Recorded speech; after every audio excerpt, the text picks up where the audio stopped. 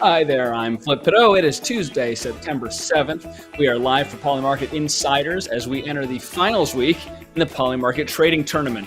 We've got the tournament host, Crunchwrap Supreme, and one of your finalist participants, AE News. It is a big show, and we're glad you're with us, so let's get right to it.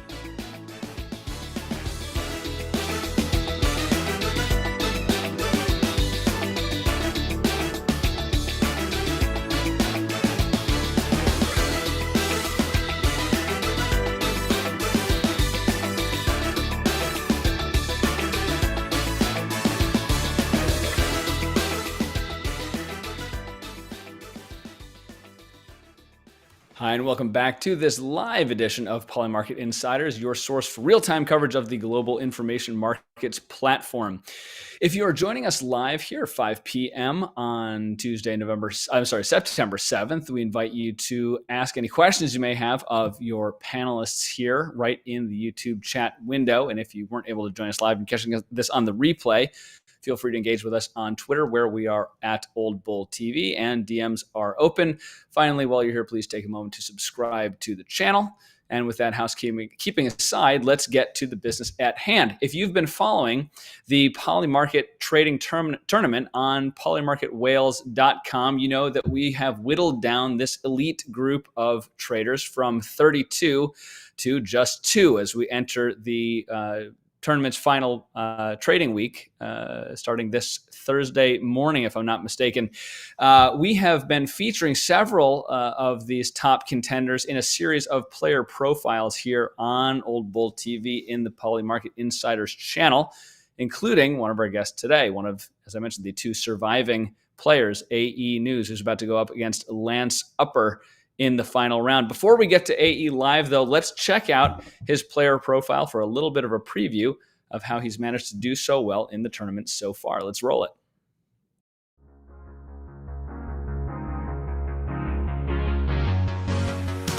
Hey, I'm AE News. I'm currently one of the 8 remaining traders out of the original 32 who made it to the quarterfinals of the 2021 Polymarket Invitational Tournament. So my strategy in the first round was to play it safe, and I largely played in bond markets. I swung shares in CO2, where I leveraged being able to get data faster, and I also swung shares in COVID markets, like cases and vaccines, which worked well against Mana, my opponent, who did not play aggressively since he was focused mainly on making money on his main account. In the second round, I just accrued money steadily over time, mainly in Connie markets as well as other bonds. On the other hand, Choo-Choo, my opponent, lost money in the Olympics, and I didn't mirror him. So I was $100 to $150 ahead going into the last day. I ended the round at $345 versus the initial $250. So what he did in the last 3 hours is he threw all of his balance into the jobless market, which was a decent 50-50 that would end at the right time, and also made it impossible for me to mirror him. But unfortunately for him, he picked the wrong side and didn't catch up to me. Instead, he lost his entire balance. So now we're at round 3. So I'm up against Mr. Chicken, aka Frenchie, who has taken some risky plays to get ahead, but he's ended up falling from 300, which was the initial for this round, all the way to 200. But he managed to gain almost all of it back by trading in League of Legends markets, and he's right now back at 285. Meanwhile, I'm at a meager 305 at a $5 profit. And once again, I didn't mirror him. I don't like potentially losing money just to stay ahead.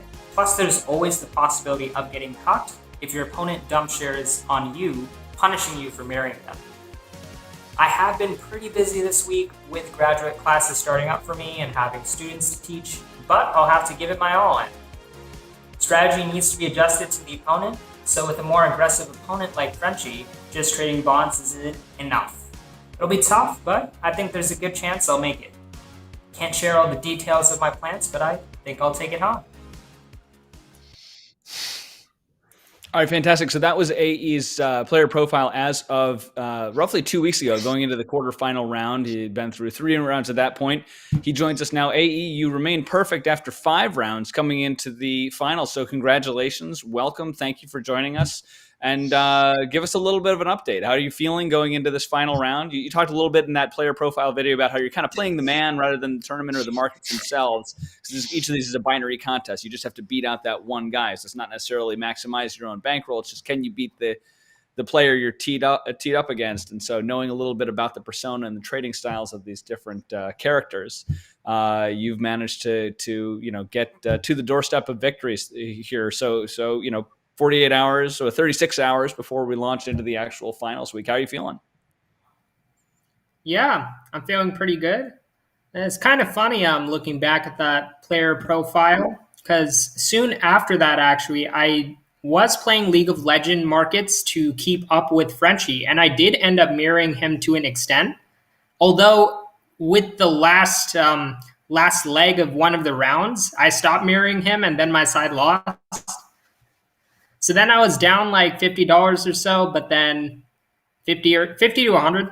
Then I made back most of it in the Psychonauts 2 market, one that Crunchwrap actually had created or suggested to Polymarket. Yeah, I spent a couple hours looking at game reviews and stuff, content for Psychonauts 2, and I was like, this is a pretty good game. I think I'll buy some Yes shares.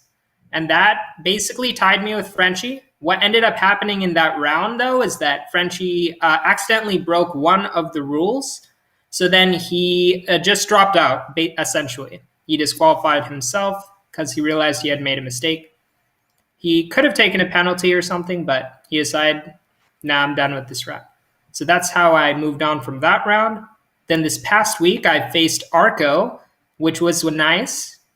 I had talked to him via DM, and we were both busy that week. So we were hardly trading in the beginning. Then a while in, we were both at like $301 ish. Later a day, in one of those days, I saw him reaching up. He was at 330, 350. I was like, darn, I need to trade. But it was my birthday. I was busy. I was out celebrating. Then later that day, he sends me a DM. GG. I was like, huh. I look at his balance. It's $60. I'm like, yeah. So he had invested in a market, I believe, Cardano, and his shares crashed hard to zero almost. And that was the end of the round for him, essentially. And that was it. That basically clinched it several days before the official end of the semifinal round. Effectively clinched your spot in the finals. So a win is a win, whether it's on a technicality or a rules violation. And here you are, 5 rounds later in the finals. We're going to talk more about your strategy and what you're looking at in specific markets you're trading over these final few days in just a minute. But in the meantime, I want to introduce folks at home to the person they're seeing on the right-hand side of their screen there. He is the proprietor of polymarketwhales.com, which you likely are familiar with if you're a Polymarket trader. Certainly, if you've been watching the tournament, you following the action there at Polymarket Whales. I think I said .com. It's polymarketwhales.info and /tournament is where you can see the actual brackets and all the performance to date. It is your proprietor, your host, Crunchwrap Supreme, joining us once again on our air. Thank you for joining us. Welcome, and tell us a little bit about the tournament so far, what the experience has been like, and kind of helping to bring this, as far as I can tell, sort of first of its kind, very interactive, even sort of meta interactive trading experience to the Polymarket community. Yeah, so slight correction. I am not the proprietor of polymarketwhales.com. I have a couple other sites. No worries. I did help kind of design that, and I had my own site that I drafted for them to host the tournament on, but they ended up going a slightly different direction, which is totally fine. I've been operating the betting pool for the tournament. It's funny. AE News has been the underdog every single round he's gone into, and he's managed to win each round. So I'm hoping he can pull off another upset here, because definitely right now Lance is the favorite, but we'll see what happens. Yeah, he's the favorite, but you've been good to your followers, either those who've been sharing your betting strategy or just simply staking you, right? I mean, you've made some people a fair bit of money over the last 5 weeks. It's funny. I said A News is the underdog each time. I thought, okay, someone's going to bet on the other side each time, and every single round, no one has ever bet against. One person bet against AE News, but almost all the money always goes to AE News. They like him. He's got some fans out there.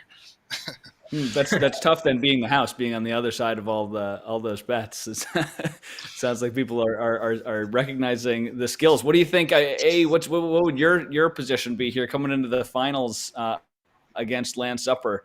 Do you give yourself the edge? Are you the underdog again? Handicap for this as dispassionately as you can going into the final week. Yeah, Lance Supper, aka Raven Slayer John 8. He is honestly one of the best traders out there. You can see his first round, he turned his $100 into a 900 by the end of the round. Second round, he turned 250 into 1800. Like, this guy is insane. He is going to be very tough to beat. I mean, I don't expect to win, but I will certainly try my best. All right, so let's jump right into it then, and with the caveat that you never know if he might be watching, so don't give away your best secrets here. But what do you have your eye on as we come into this final week? There's obviously a lot of action on the site, a lot of different markets pulling from everything from crypto to entertainment to weather, politics, all the usual suspects. But there's a lot of action on the board right now. What do you have your eye on, and what can you kind of give us a preview to in terms of what you're going to be trading? Yeah, I probably shouldn't give too much away. Aside from the tournament, I do have around $15,000 to $20,000 in side bets and actual bets on recall. And the recall election in California is on September 14th. That will decide the fate of Governor Gavin Newsom. I'm sure CSP will talk more about that later.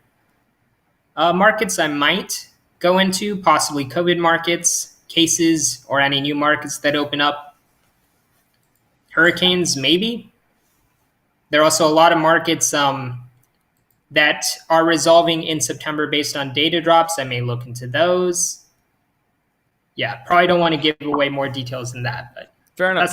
But suffice it to say, it's going to be a busy week, or 9 days from here to a week from Thursday. Obviously, we are in the smack in the middle of a very active hurricane season. You've got the Brittany conservatorship market. You've got Trump back in the news with rumors that he's going to announce an official run. And the one that you mentioned at the top, though, which I want to dive a little deeper into, which is the Newsom recall market. Obviously, the people that either trade in or have been watching the price action in Polymarket and other prediction markets are obviously familiar with this one by now, because it's been the source of a lot of intrigue, political intrigue nationwide, and of the prediction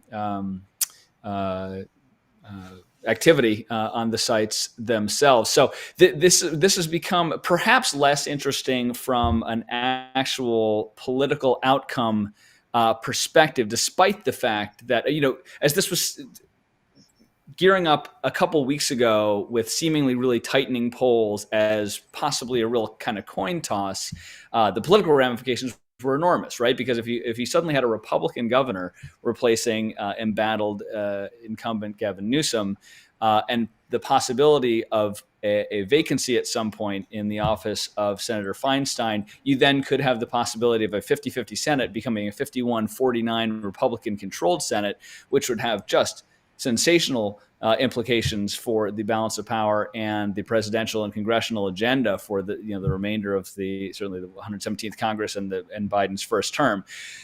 The polling seems to have moved against the recall a bit in recent days. By no means is it a done deal, but interestingly, Polymarket has put up one that's rather just based on the overall binary outcome. Now, I think now the kind of more active market is on whether Newsom will clear. You're going to recall the percentage strike more quickly than I am. It's 53-54%, something like that. In other words, the action on whether he survives has become less interesting than by what margin will he survive. I'm not sure if we have that one to bring it up. We do have it on screen right there. Will he get at least 54% in the recall election? Is this where you foresee most of the action coming down this week?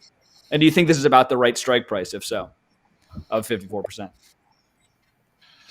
Yeah, myself, this is you can see on there market I suggested. When I was pulling that number, it was slightly more competitive. It was around 72, 73 for Newsom on the main market, and then I suggested this market. They made it, and all of a sudden bunch of polls came out slamming Newsom. I anticipated this being closer to 50-50, but it certainly has gone quite a far away from that.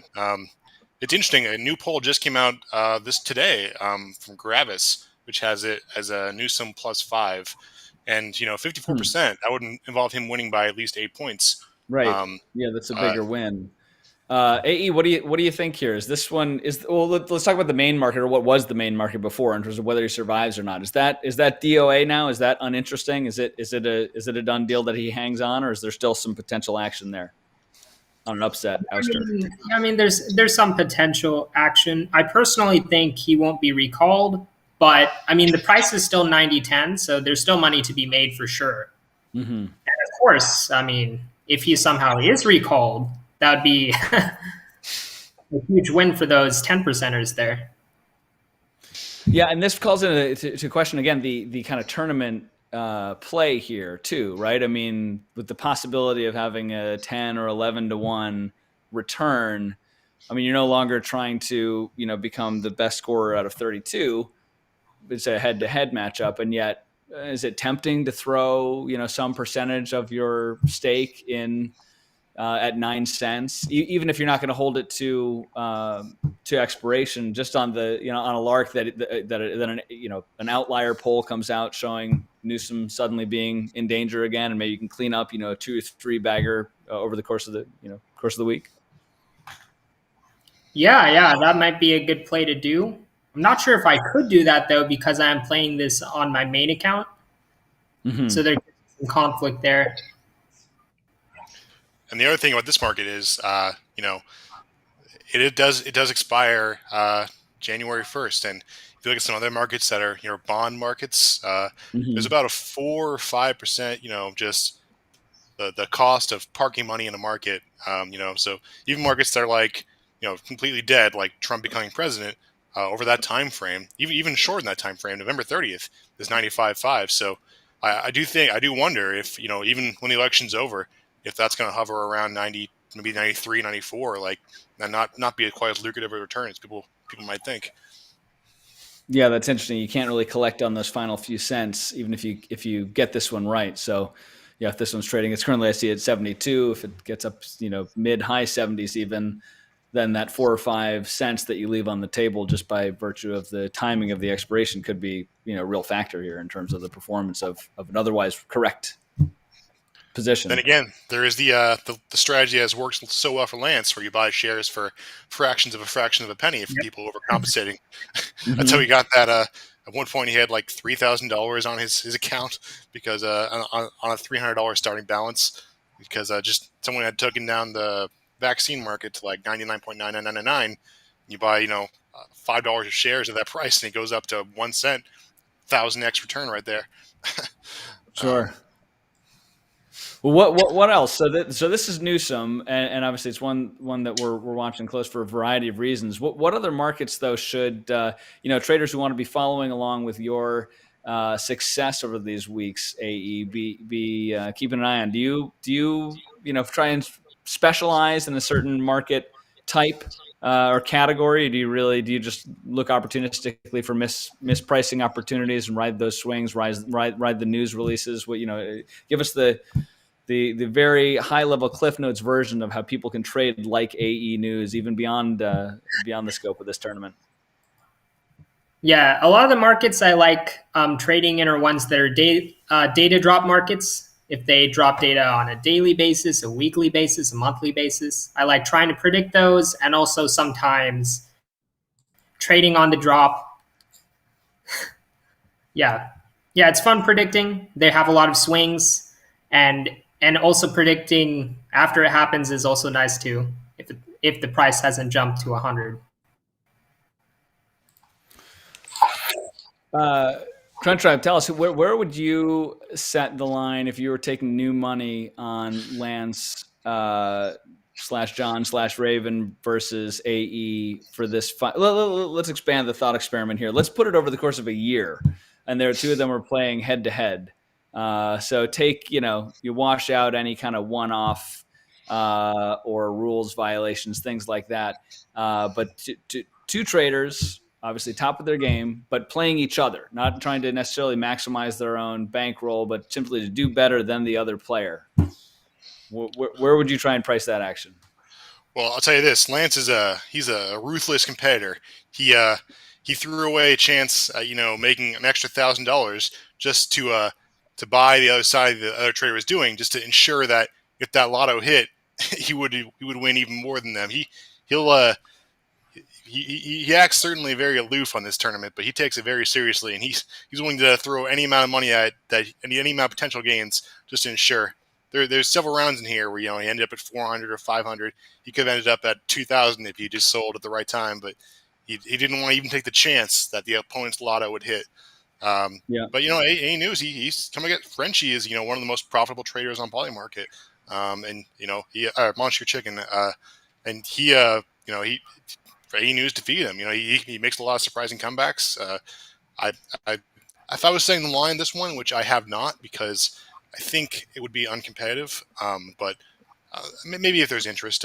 But at any rate, I would probably set it around 90 to 10, with the House Vig being added in there, just because Lance, he's a ruthless competitor, and if we're expanding the time frame out, that would probably take it to 95.5. But all it takes is one good market for Lance to get a huge bankroll in the bank and stay ahead. But A News, he's good at watching the trades as they come in and kind of fading them or countering them or riding the waves.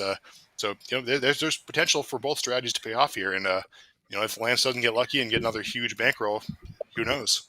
Yeah, for sure. And obviously people fade AE News at their peril, or at least thus far in the tournament. I see in our chat here, my 2 cents says AE News equals Bond. So you got some fans. I think you would have some takers at that 10-cent mark. I think I'd be a taker at 10 cents too.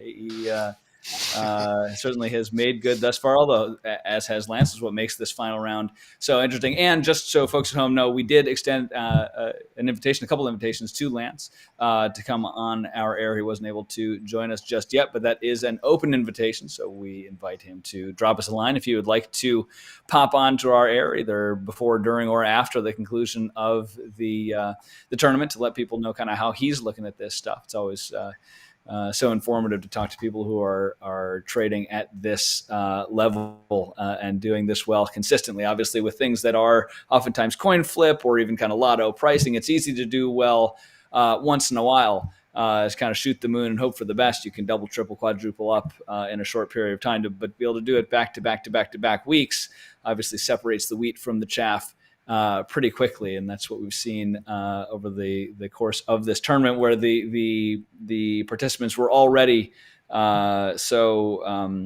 curated as to be sort of an elite set of these 32, and over the course of these head-to-head rounds, it's been really interesting to see that back and forth, then to get to know the players and the strategies a little bit better in these player profiles. And if it's any additional sweetener to Lance, I'll just remind you that we have had a side pot of $500 sponsored by us here at Old Bull TV, going to the player profile, the player who submits a player profile who finishes best in the tournament. And obviously, since AE has submitted one, Lance has not thus far, that $500 is sitting just tantalizingly out of reach to AE at this point. Should Lance decide to submit one, of course, he will be in the running, and that will then just be a proxy, sweetener to the pot for whoever should win.